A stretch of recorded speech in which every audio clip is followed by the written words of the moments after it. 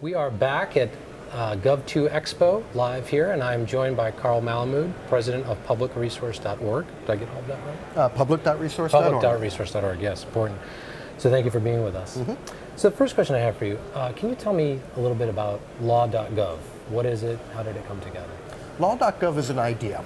And the idea is that governmental entities that issue primary legal materials, laws from a legislature, opinions from a court, or regulations from an executive branch, that if an entity makes the law that we must all obey, they should make it available in bulk and authenticated. And that means that anybody can repurpose it for-profit or non-profit uses. For-profit, obviously, businesses, innovation, right? This is all about government as platform.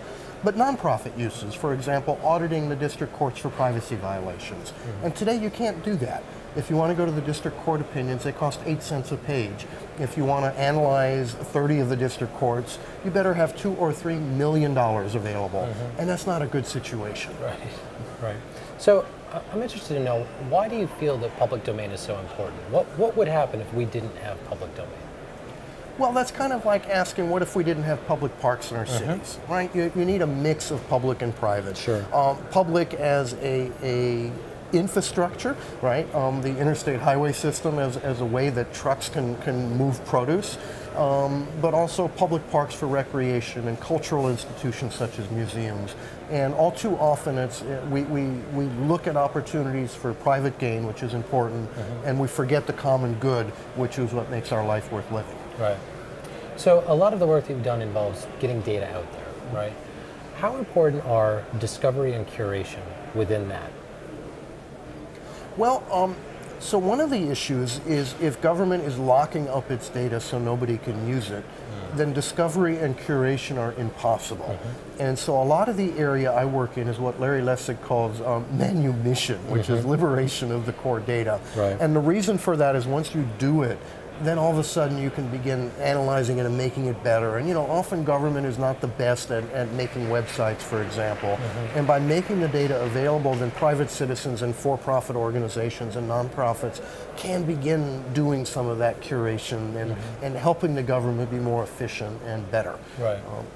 So that first step is to make sure that the data is actually out there and is available. If you don't have the data, then you can't do anything else. It's the beginning. Sure. And a lot of what I do is look for those situations where data is locked up. Right. And if it were available, we could do amazing things. Right. Video, for example, from the government. Government produces more vocational video than any other operation in the world, the U.S. government. And I'm talking firefighter training and all about how electricity works, like from the Army, how to drive a bulldozer, safety, all that stuff for a long time was locked away and was just not available to citizens. And by making it available, then all of a sudden we just unleash this amazing effect. And we've seen that lately with this data.gov and Obama's push for open government. Right.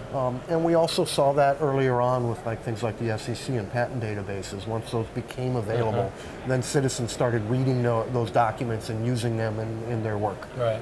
So a lot of your work has involved that unlocking of the information. Are there domains that you're looking to move into, certain areas that you're thinking of unlocking next?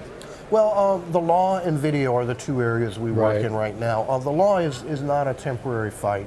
Law.gov has been a series of workshops for 6 months. When that's done, there'll be a report, and then it's going to take another year or 2 years of convincing the government, because it's a big place, the government, right? It's all 50 states, it's every water district and municipality in the country, and it's the federal government, which is a big place and has 3 branches. Right. And we shouldn't forget that, even if you convince the president, you haven't necessarily convinced the Chief Justice. Right. So I think there's a lot of work. What comes after that, I don't know. I think just getting the law more readily available is right now all I'm focused on. Now I'm interested in, as the last question, I'm interested in getting sort of your historical, broader view. You've been involved in unlocking information for quite a while now, and how do you compare the current period that we're in with, like, when you were putting together the Edgar database? How have things changed? Are we headed in the right direction, and are you positive about what we're seeing? Well, 2 things have changed. One is the internet grew up, and one of the differences when I was trying to get the SEC database online, I would say the SEC Edgar database should be on the internet, and then I'd have to go to the internet, a global network of computer networks. And then people would ask questions about the internet. And so that's changed, in which the internet really has grown up. It's a much broader tool. It's much easier to go to a government group and say, gee, you should be on the internet, and they're not going to sit there and ask you what that is. So that's one thing that's changed, and that's meant a much broader scope of people working on these issues. The other is an attitude change. And I've been very impressed with the Obama administration. There are many, many people working on these kinds of issues and sincerely wanting to do it. Now, they need help from the outside world, and that's why things like the Government Expo and the government summits are so useful. But what is a sea change is during the Bush administration and even the Clinton administration, there were people I could call in government, but not that many people.